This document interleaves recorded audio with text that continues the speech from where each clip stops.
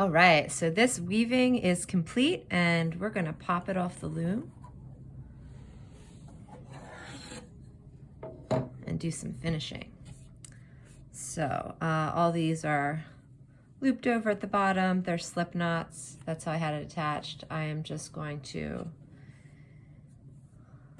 pull out these slip knots.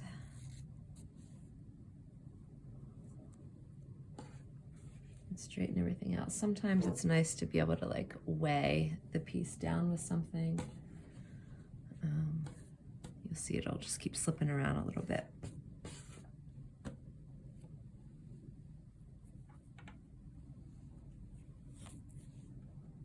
If that bothers you, find something heavy, a book or whatever, and just kind of weight it down up here. So this is a mini tapestry.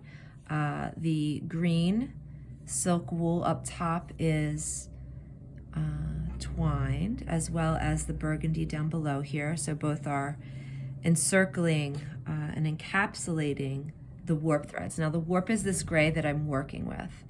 And then I've done sort of like a little window, if you can see like light coming through there in the white mohair area, also twined. And then down below, I finished up with multi-strands of these various wools. So 1, 2, 3, 4, 5, 6 different strands. I applied them together. This is all like carpet, really coarse wool, but really beautiful natural color. And I just did a plain weave down below here. This actually took a lot of time. Twining does. I love the flat surface and it completely covers the gray warp. So I wanted to have a contrast with what was showing and what was hidden. All right, so once all the slips are out, you can see there's lots of different lengths here. I will get something to weight this. So let me just grab a ceramic bowl and weight it down a little bit. Now, what I'm gonna do is pull on, before I do that, I'm just going to gently, you'll see there's loops up top here. I'm going to gently fit them into the top. So I can just pull on all the top ones here, every other one. And you'll see the bottom part of weaving is looking like it's getting, like gonna unweave and get loose, but it's fine. As we're gonna tighten it up shortly.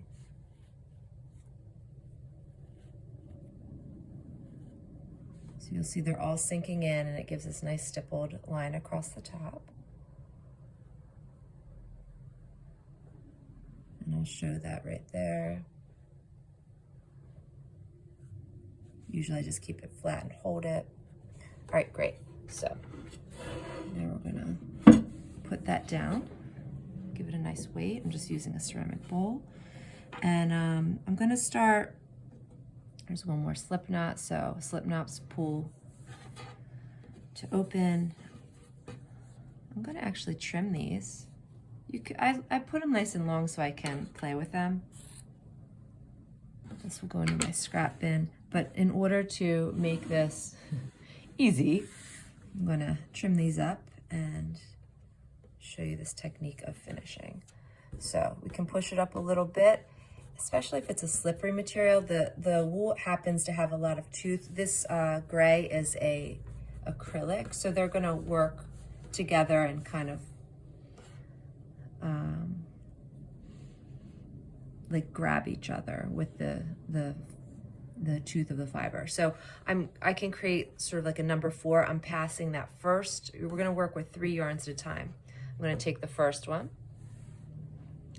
and I am going to hold the next 2, pass this underneath, and it makes like a number 4.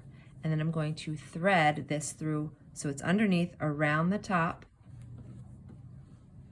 and pull it tight. Now here is where you can cinch up top here and start to really keep that in order. Now I have the next 2, and you want to look up into the weaving, This is the next one. You can even pull on it to really be sure. I'm gonna hold these two tight. Now I'm gonna pass this one underneath. Again, it's gonna make a number 4. So underneath, around, and through. And then I pull that one that is creating the knot, this one, out and to the left. So next one, I'm gonna hold 2, pass underneath, cinch up. So I'm still holding on to those 2, grab the next new one. Now these 2 go into the right hand. The left hand is working the knot and taking that yarn that's on the left. So let's see, this is the next in order here. So now I have 2 in my right hand, the one that's knotting in my left creates a number 4, pull it up and tighten it. And then if you look here, you'll start to see like a little braid like area where it's getting fixed. Whoops, I have too many. I have to let one go. All right, so grabbing a new one, knotting. New warp from the right. Yarn on the left passes underneath. See, this is where a weight up top is really nice to work with. Otherwise, I would have my hand here and I'd be going back and forth a little more. So this piece on the left passes underneath and goes through, around the top and through.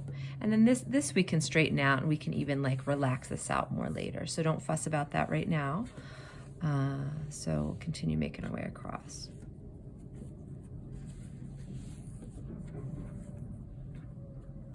You just want to make sure you get the next one in order. In fact, it looks like I kind of just switched these 2. So I could pick it and pull it out. Just grab a little needle. See, I grabbed this one first before this one. So this is good. Show you a little repair.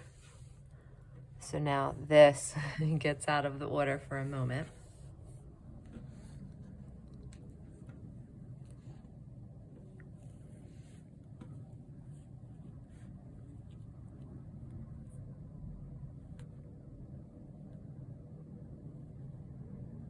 I'm going to go back to,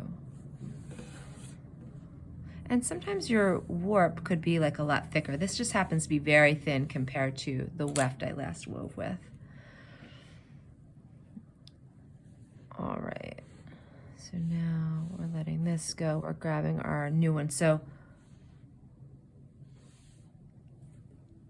sometimes when you sweep them all over to the side, it can get a little confusing which ones we're going for. All right, here we go. So now this is the next one in line. You see I pull on it and I can tell. All right, let's knot this up. So keep one on the left, 2 working on the right. Separate one from the left. Make sure my warp is in order here. Yes.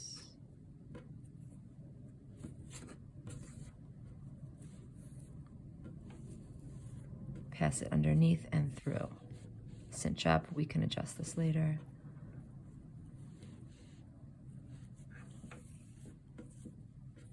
So this is a nice finishing technique. You can go across multiple times as well. You'll see what's happening. It's bubbling here. So that's why we don't need to fuss with it, because we're going to pull it out here. This, you know, it's just moving around on us. All very adjustable.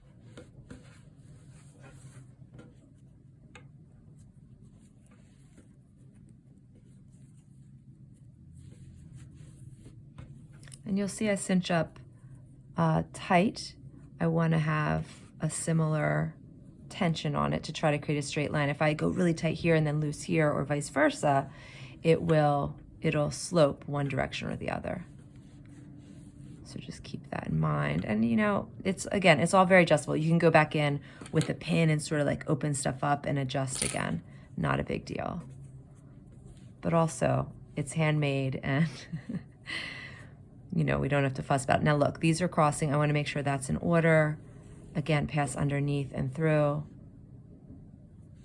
Pull out tightly to the left and cinch. All right, so we're getting close to the end. Sometimes people have questions on the last one. You just kind of keep going until you just complete the actions until there's no more yarns. You do want to make sure that it's affixed at the end. So let's just get those nicely set up. Grab our new yarn that we want to bring into the fold here.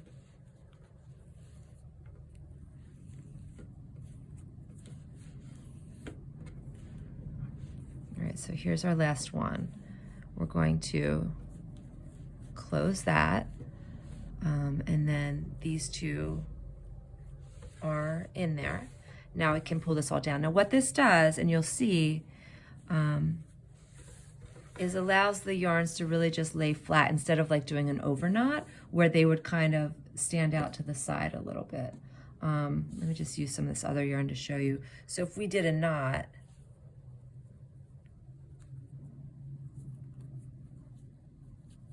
right, the yarns sort of go left and right. They go out to the side. This way they just come down vertically.